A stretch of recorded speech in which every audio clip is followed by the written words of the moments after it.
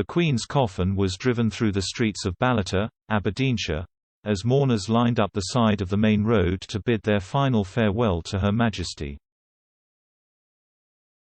Members of the public dressed in black plunged the small village into near silence as they somberly watched the motorcade pass them by, with some of the mourners throwing flowers at the cars to pay their respect to the Queen.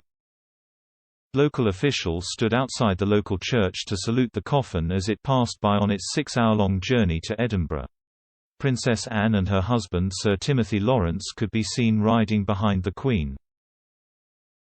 Commenting on live footage of the cortege's passage, Sky News royal commentator Alistair Bruce said, "The Queen will be passing the entrance of the road to Victoria Barracks, where the Royal Guard have stood station upon her protection right throughout her reign while Shush has been here."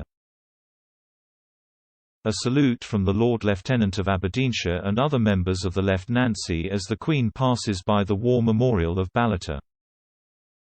She passes the fishmonger, the baker, the bookshop, the clothing stores of the main street, most of the holding above their places of trade royal warrants they've earned from the Queen and the new King as Prince of Wales.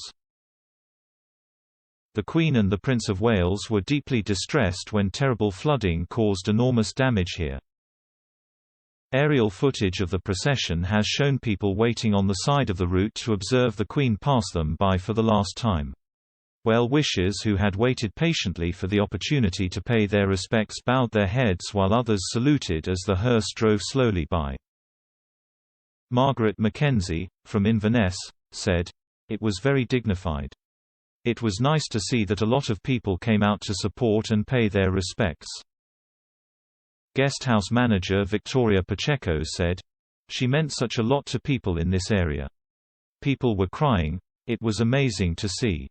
She said guests were overcome when news broke of the Queen's death last week. Elizabeth Taylor, from Aberdeen, had tears in her eyes as she considered what she had just seen. She said, "It was very emotional. It was respectful and showed what they think of the Queen. She certainly gave service to this country even up until a few days before her death."